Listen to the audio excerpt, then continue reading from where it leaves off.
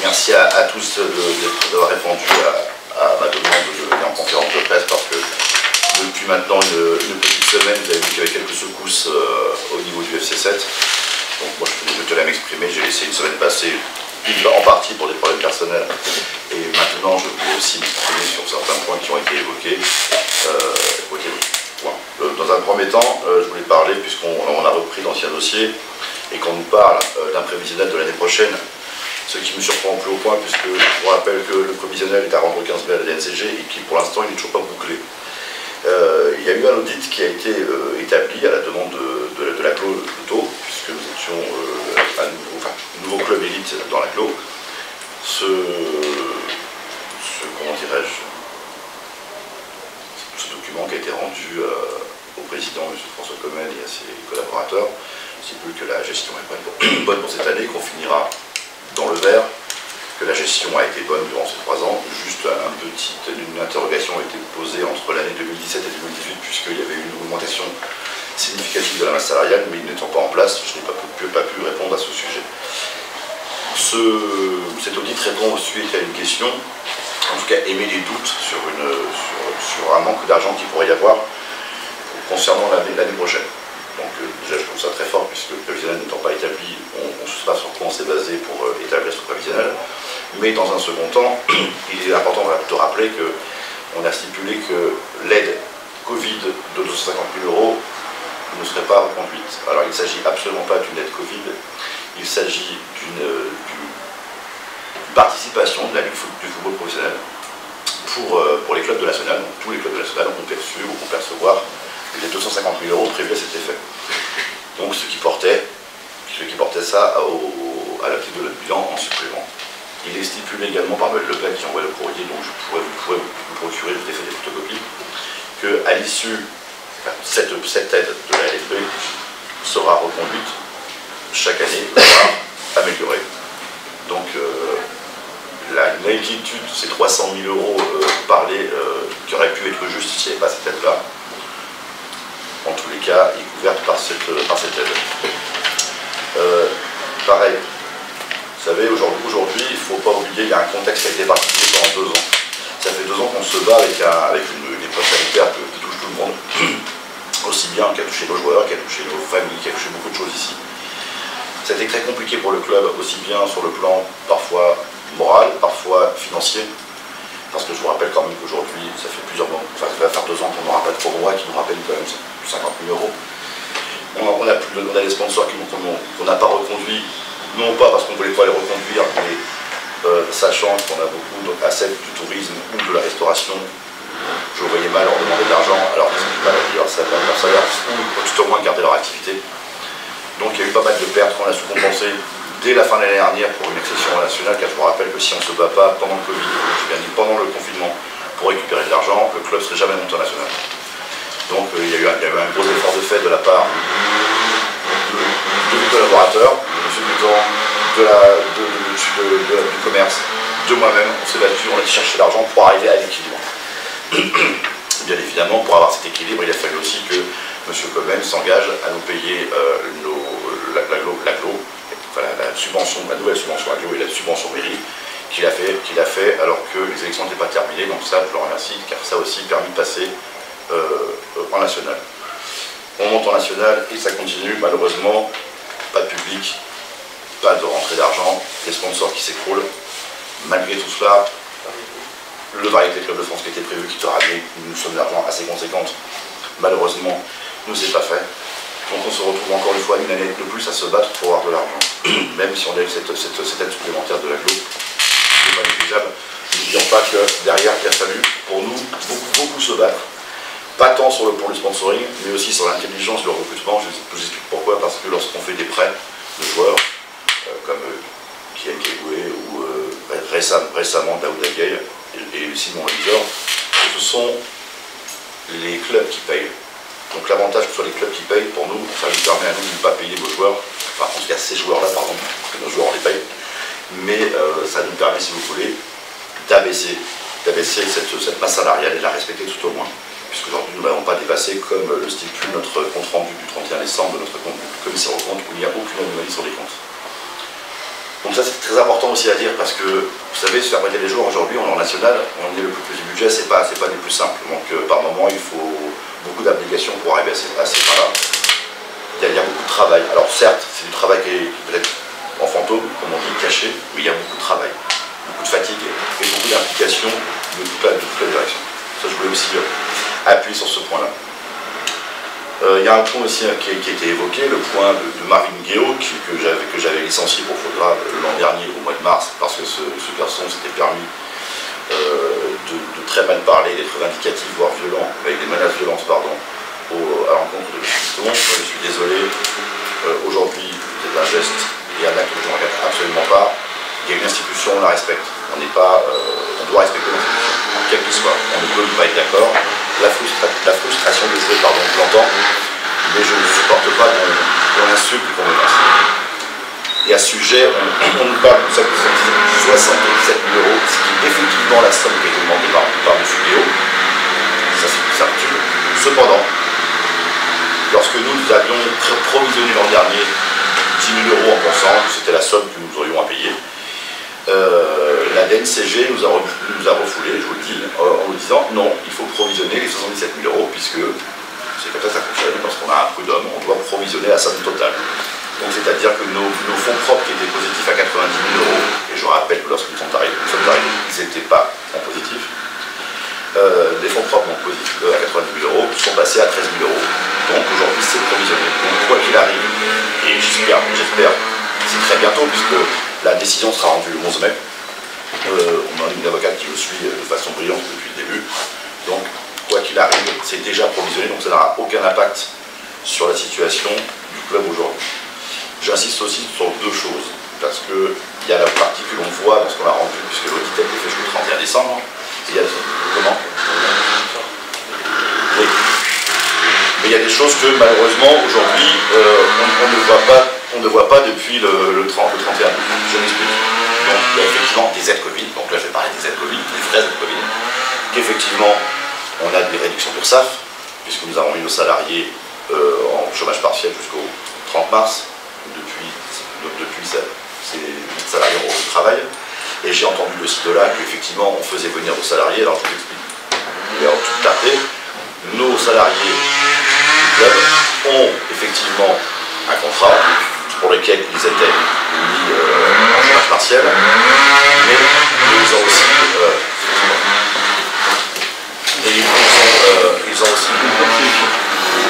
désolé, tout à l'heure j'ai une mobilette qui me tombe à la tête. Merci, donc je reprends sur ce sujet.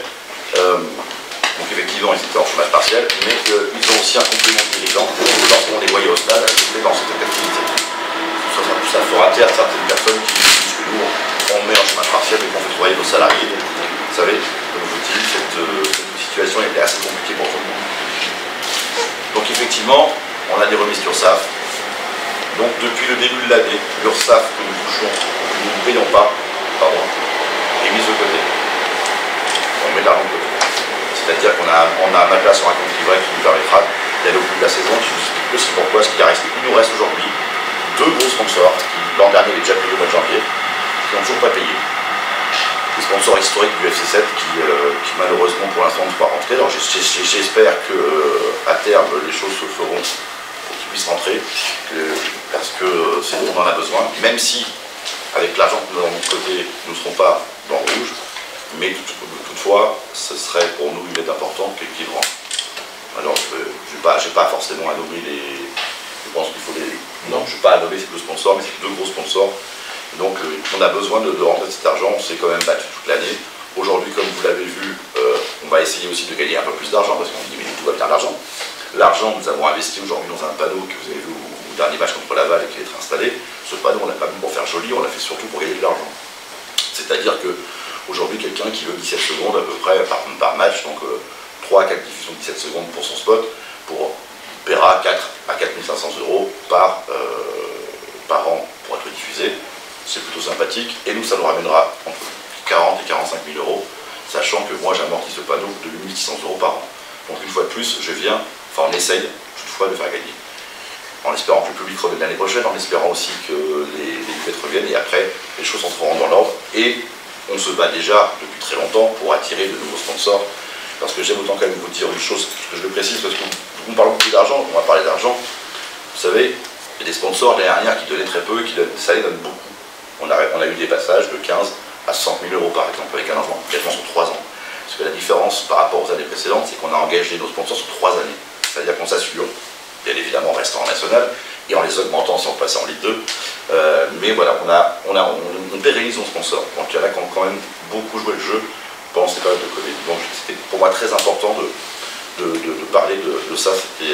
Je voulais mettre les choses un petit peu à plat, et quoi qu'il se passe aujourd'hui, parce que bien évidemment, vous l'avez tous lu, des repreneurs seraient en route pour reprendre le club. Dans un premier temps, c'est pas quelque chose qui m'effraie, mais en tout cas, la discussion, je pense, aurait pu avoir lieu dans d'autres circonstances et plus en amont, en parlant de timing, puisqu'on m'a quand même dit il y a à peine 2 mois qu'il n'y aurait pas de repreneur cette année.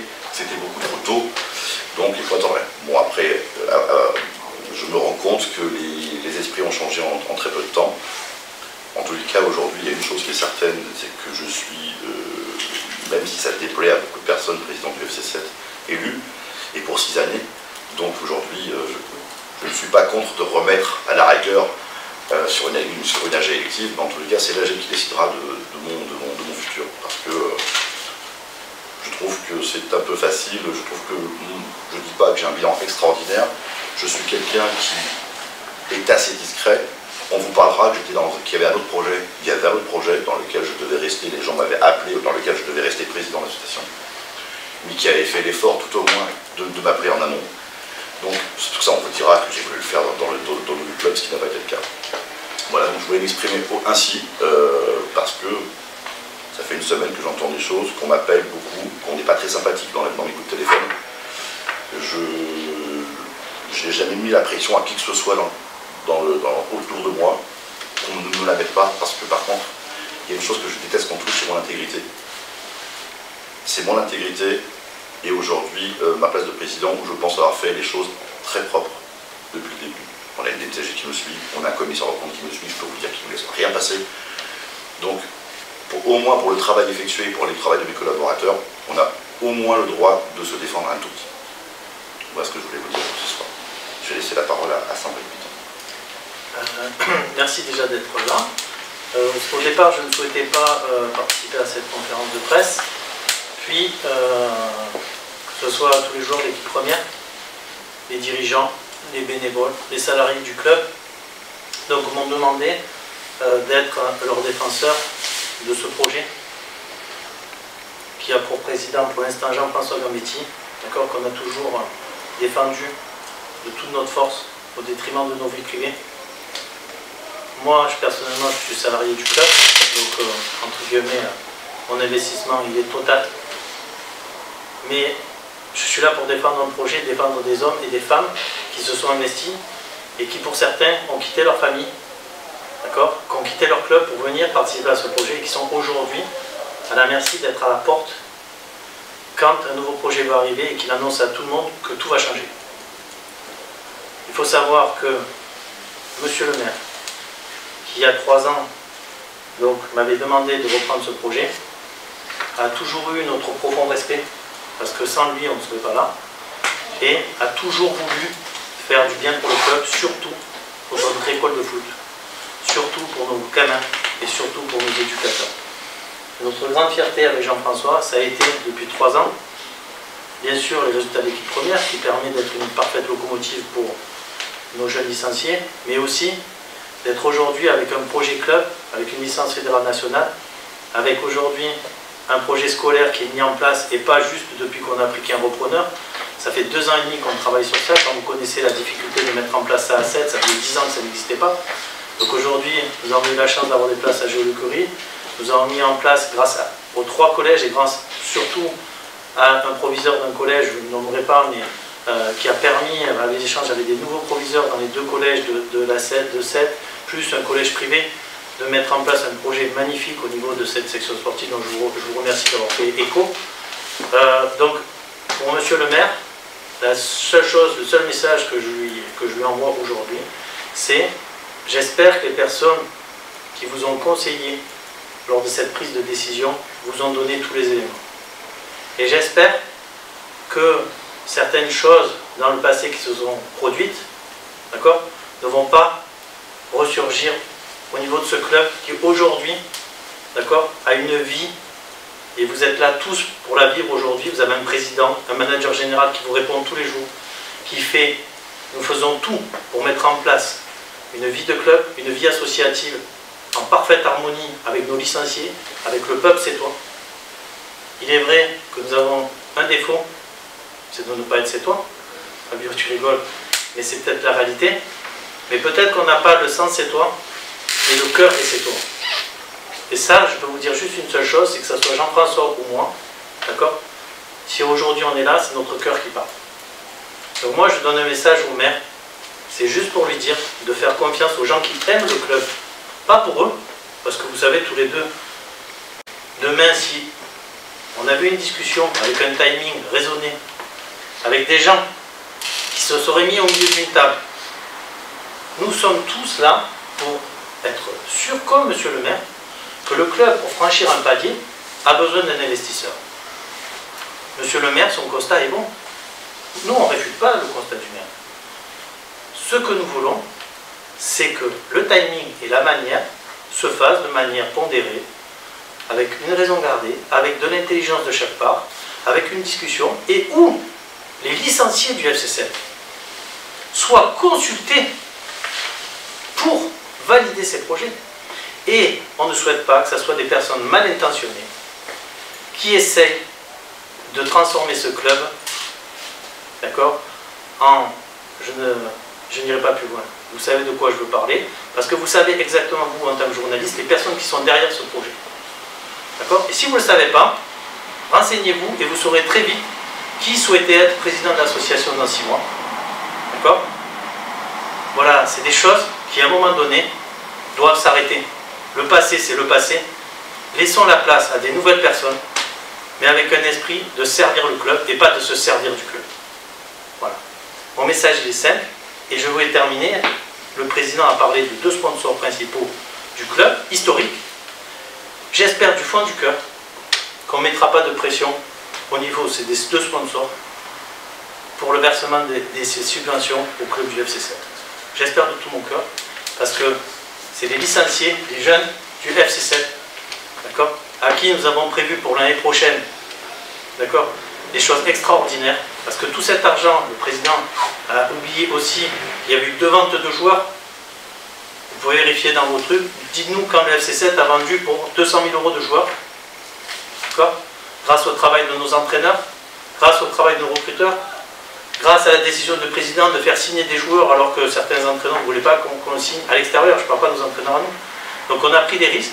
Pour l'instant, le chemin il est encore loin pour atteindre le niveau professionnel. D'accord?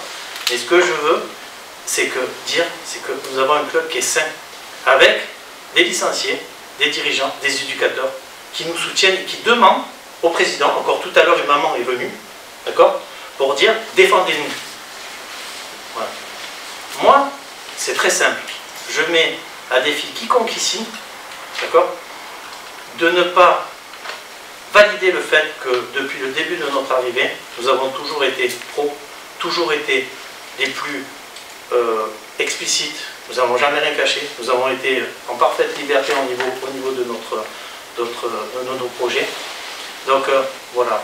Après, que M. Liron, qui est une personne qui m'avait déjà compté il y a 1 an pour prendre le club, souhaite s'investir au FC7, mais je pense que la moindre démarche, c'était de téléphoner, de venir rencontrer le président, de lui expliquer son envie, ses projets, au lieu d'arriver en force et humainement de faire un désastre. Voilà. Pour finir, je remercie les joueurs de l'équipe première, je remercie les éducateurs, je remercie le staff de l'équipe première, à qui, par exemple, mon entraîneur, on l'a appelé hier pour lui dire que c'était Karim Ziani, le futur entraîneur du FC7, ami de M. Liron, avec qui il était à Troyes et qui lui avait permis d'être joueur professionnel et de l'aider. Quand j'entends mon responsable du centre de formation me dire qu'il y a des éducateurs sur Montpellier qui les appellent pour leur dire qu'ils sont en train de chercher des éducateurs pour remplacer certaines notes, alors que nous, comme je vous ai dit, on s'est engagé avec des éducateurs, je suis peiné de cette situation. Et tout le monde ici, et les joueurs d'équipe première, vous pouvez les questionner, se questionnent sur leur avenir. Et quand je sais que ce timing a été fait alors que nous étions presque en position de relégable, et que là, grâce à Dieu, la révolte de tout, d'un staff, de joueurs et de toute une équipe, vous seriez venu à Créteil avec tous les dirigeants de l'équipe première, tous les stagiaires, tous les préparateurs physiques, les analyses vidéo, le responsable de l'école de jeunes était là dans les tribunes pour défendre notre club sur un match hyper important pour la survie du club. Moi, vous savez, demain, si je m'en vais d'ici, la seule chose pour vous dire, c'est que les frissons que j'ai là quand je parle de ça, d'accord, c'est la fierté de voir ce qui se passe dans le truc. Donc si Jérôme tout à l'heure j'étais un peu sec, sache, c'est que ce club, c'est 100% de ma vie. D'accord? Donc je ne le laisserai pas, d'accord, partir dans des mains de personnes, d'accord, qui ne viendront pas pour les licenciés du FC7, qui viendront pour faire du business du FC7. Voilà, merci. Question? N'estimez-vous pas que votre sort, entre guillemets, est déjà joué du fait que la municipalité est le sponsor principal du football club de Sète? Absolument pas. En tous les cas, jouer sur un point de vue, alors si on va rentrer dans du juridique, donc je pense pas qu'on est là pour ça, à l'association, on a été élu. Alors, soit d'un coup d'un seul, on peut trouver des éléments pour se dire, bah non, on va tout bouger. Non. En tout cas, sur ce point de vue-là, non, comme je l'ai dit tout à l'heure, je suis président de l'association. Maintenant, me remettre en jeu me fait pas craindre. À la rigueur, si je me remets en jeu et qu'un vote me dit au revoir, ça s'appelle la démocratie. Je pense que les élus sont capables de comprendre comment ça fonctionne une démocratie, eux-mêmes ont été élus. Je pense qu'eux-mêmes ne peuvent pas être sortis de la même manière que moi je peux l'être. Donc après, sur ce point de vue-là, non. Après, comme je dis, on est ouvert à la discussion. C'est ce qu'on parle. Il n'y a pas d'agressivité, comme j'ai pu l'entendre, où c'est pas parce qu'on va me menacer au téléphone que ça va changer mon attitude de pensée. Non, la discussion elle a toujours été là. Je pense que je suis un homme qui suis assez ouvert sur beaucoup de points. Je suis arrivé ici sur la pointe des pieds, j'ai pris ma place sur la pointe des pieds, gentiment. Je pense pas avoir été quelqu'un qui est assez vraiment virulent. Non, les choses sont venues doucement. C'est pas simple, comme je l'ai toujours dit, de pas être toi. On est vite estampillé, c'est comme ça fait partie du jeu. Mais aujourd'hui, donc non, on va attendre. Et c'est le principal soutien effectivement du club, c'est une grosse partie. Mais si on fait un ratio, plus le temps va avancer, moins ça va l'être. Donc je vous explique, on est arrivé, 400 000 € de la mairie, 700 000 € de budget total. Effectivement, elle était exponentielle. Aujourd'hui, on est à 590, je n'ai rien à vous cacher, et on est à 1,8 million. Donc l'écart se prend de plus en plus. Et de toute façon, c'est comme je l'avais dit une fois à l'Élu au sport, le but du jeu du FC7, c'est d'être de plus en plus autonome. Et je pense que dans tous les clubs, c'est comme ça. Et aujourd'hui, et je l'ai souvent dit en mairie, nous sommes peut-être le club national qui percevons le plus des communautés, que ce soit à l'eau ou de la ville. Moi, j'ai des clubs qui touchent 50 000 balles. Alors voilà, quand on touche à 90 000, on a conscience de la chance que l'on a. Mais je pense qu'il faut que, effectivement, et ce travail-là, il est déjà préparé, on l'a déjà avancé. On ait beaucoup plus de sponsors, et ça c'est une certitude, je ne le cache pas. Tu me permets de répondre à Fabio? Donc Fabio, déjà, il y a une loi, d'accord, c'est la loi 1901 des associations. Je me permettrai de vous rappeler, et si vous allez consulter cette loi, tout organisme municipal ne peut avoir aucune ingérence dans la vie d'un club. Il peut avoir des relations, mais ne peut avoir d'ingérence politique. Tout le monde le sait, d'accord, mais d'habitude ça s'est fait de monnaie courante. Donc aujourd'hui, grâce à cette action qui a été faite, pour répondre à ta question, comme par hasard, nous avons demain des réunions avec des personnes qui veulent s'investir, même pas repreneurs, des gros investisseurs, d'accord. Donc je sais pas, ça a créé une sorte d'ouverture sur le FC7, et vu les derniers résultats, et vu que certains se disent, oh là là, finalement, le travail n'est pas si mauvais, puisqu'on est quand même ce soir, suivant le match et suivant le résultat de samedi, vous pouvez très vite vous retrouver dans une situation de relégable et une situation de monter faire le barrage pour la Ligue 2. Donc, oui, aujourd'hui, heureusement, il y a des personnes qui se rapprochent du FC7. Et comme j'ai dit tout à l'heure à une personne de la mairie avec qui j'ai passé 2 heures de temps, je lui ai expliqué qu'il faut savoir que le club fait envie maintenant et qu'on peut continuer largement à vivre avec des personnes qui vont s'investir dans le club et qui peut-être demain seront des éventuels repreneurs, mais qui dans un premier temps, d'accord, vont vouloir connaître le club, rentrer et pouvoir continuer avec les personnes qui sont en place l'éducation et faire une évolution et pas une révolution. Nous sommes des gens sages.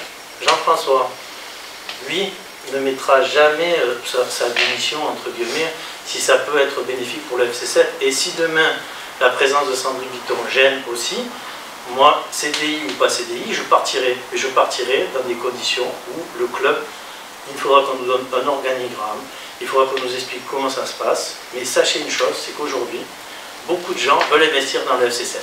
Voilà. Peut-être que cette mise en lumière de futurs repreneurs a réveillé certaines volontés de venir s'investir dans le club. Voilà, Fabio. Oui, merci pour votre présentation. Bon, moi je ne reviendrai pas sur l'aspect financier parce que je suis totalement, circulairement incompétent. Je constate que la VNSG, effectivement, a souvent donné le feu vert avec les réserves que vous avez citées, ce qui n'a pas toujours été le cas dans le passé. Le bilan sportif, par contre, on sait le lire, hein, accession à un heure, aujourd'hui 9e, la réserve qui est montée, donc effectivement, il est globalement positif. La seule chose, et ça rejoint la question de Fabio, finalement, qui peut-être est négative, et vous l'avez dit vous-même, c'est que vous n'êtes pas des Sétois. Mais alors, ça pose une autre question. Si vous n'êtes pas des Sétois, est-ce que M. Liron l'est? Je ne crois pas. Est-ce que M. Ziani l'est? Est-ce que Nicolas Guibal est du bassin du Pau? Est-ce que Montpellier, c'est plus proche de Sète que Nîmes ou Béziers? Est-ce qu'il y a un partenariat avec le Montpellier Hérault? Qu'en pense le Montpellier Hérault? Donc, je me pose une question, mais si on vous reproche d'être Sétois, c'est vrai, vous n'êtes pas des Sétois, hein, on l'avait discuté au début, hein. Je vous ai dit que vous allez être dans la merde, là, ça ne peut pas. Mais alors finalement, qu'est-ce qu'on vous reproche? Où est le problème?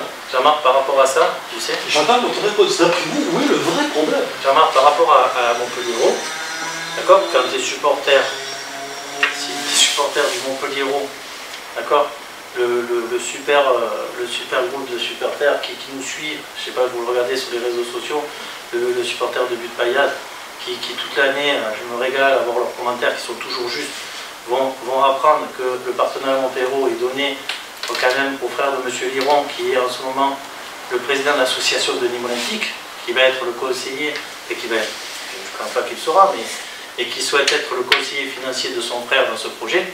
Je ne pense pas que les supporters du Montpellier-Hérault de la Butte Payade seront heureux que le président Nicolas valide ce genre de choses. Mais je ne veux pas monopoliser, hein, ça fait une échange tout à fait entre nous, quoi. Même au-delà de ça, moi, attention, je suis comme vous, moi, Liron, s'il vient avec 2 millions d'euros, je vous dirais de léger, hein. Ça soit très clair. Hein. Mais alors, en ce moment, il ne faut pas dire que c'est l'argument de la sétorisation, ça ne tient pas la route. Non, alors ça, c'est en toute franchise, je l'ai souvent dit, parce que ce que j'avais dit à M. Le Maire la première fois, je le dis, le caillou dans ma chaussure, c'est de ne pas être Sétois, mais bon, je pense que c'est peut-être moi qui l'imagine, ou on le pense comme ça, puisqu'on nous a dit, on peut mettre des Sétois, il n'y a pas assez de Sétois, donc peut-être, mais ouais, mais ce qui est vrai, alors, moi je vais te parler la contrepartie de ta question, c'est qu'on a quand même 519 licenciés au club, et on a à peu près 516, enfin, je vais aller 511, on va dire, ou 510 Sétois. L'équipe dirigeante, effectivement, n'est pas sétoise. Enfin, je pense que, bon, Nicolas Guibal, il est quand même dans le coin. C'est pour resituer, et après le reste.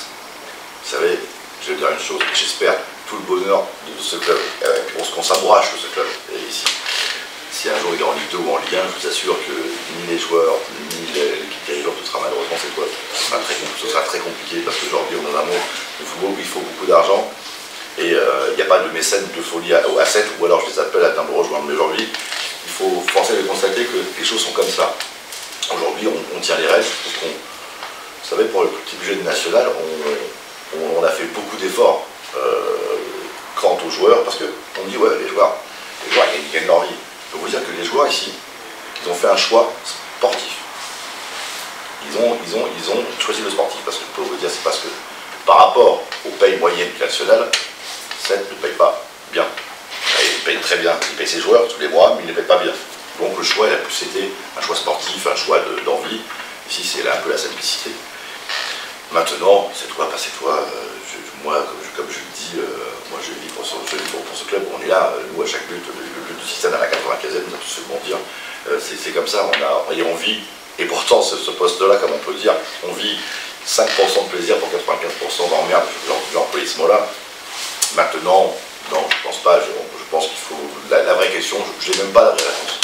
Voilà, aujourd'hui, pour nous, le principal, c'est d'avoir toujours été le plus clairvoyant et toujours le plus propre dans nos finances, parce qu'au début, pendant 2 ans, c'est quand même l'attaque principale, hein, c'était qu'on faisait un peu ce qu'on voulait avec l'argent, et puis qu'on achetait un petit peu des choses personnelles avec notre argent. Vous savez, aujourd'hui, j'étais très content quand il y a eu l'audit à la finale. Et je suis très content parce que quand on s'avance comment ça s'appelle, justement la finalité de l'audit qui dit que la gestion financière était bonne, pour moi c'était le principal. Ça veut dire que voilà, on a réussi des choses, mais pas en faisant des magouilles comme j'ai pu l'entendre. Parce que c'est toujours vexant en fait, quand on essaie de faire du propre et que directement ou indirectement on vient que la suspicion c'est fatigant. C'est ce que j'ai toujours. La suspicion continuelle comme ça, c'est fatigant. Donc on a tenu, parce qu'il y a des fois, j'ai eu, parce que quelqu'un me dit oui, il faut les partir. Oui, moi devant j'ai pété un pont, j'en pouvais plus parce que j'avais des problèmes personnels, X ou Y, mais l'accumulation de tout ça, tu te dis, oh je vais plus au club pour me rendre quoi? Et puis non, le lendemain tu prends le recul et tu reviens. Donc la raison, c'est eux qui ont la raison, moi je n'ai pas la raison. Je pense pas avoir la réponse. Juste par rapport à ça, et pour finir, parce que voilà, donc à ta question, sache que Iran est agatoire, sache que son frère est nîmois, sache qu'il y a des investisseurs de Béziers qui sont avec lui, et pour finir, en fait c'est l'association qui aurait été mise dans leur projet, ok, ça c'est des certitudes, hein. Donc les gens diront ce que je dis, mais moi ce que je vous dis c'est certain. Donc la présidence de l'association, d'accord, a été proposée à un membre du comité aujourd'hui, qui était un ancien responsable des sports à la ville de Sète, d'accord, à la mairie, d'accord, voilà, donc on lui a proposé à lui d'être président de l'association, d'accord, pour que dans 6 mois, un ancien président du FC 7 soit le président de l'association. Voilà ce que je vous dis, c'est les infos qui sont officielles, d'accord, et si quelqu'un ici réfute ce que je dis, d'accord, ben, qui m'attaque en justice par rapport à ça, voilà. Donc c'était ça pour le côté c'est toi du nouveau projet. Oui, donc je précise aussi que moi je n'ai rien contre l'Iran, hein, s'il apporte du fric au club. Nous non plus. Alors, nous non plus. Et encore moins contre Zianic. Et c'est une très... Et Ludovic Clément est une très bonne personne. personne. La question par rapport à cette. On s'était rencontré avec lui pour te dire, C'est déjà rencontré. C'est quelqu'un de très bien, Ludovic. Ouais, très bien. Très bon mec. Par contre, c'est la méthode. C'est ça, c'est toujours pareil. Très bon mec, il serait venu au mois de mars, on aurait discuté avec un comité directeur, un représentant de la ville et nous.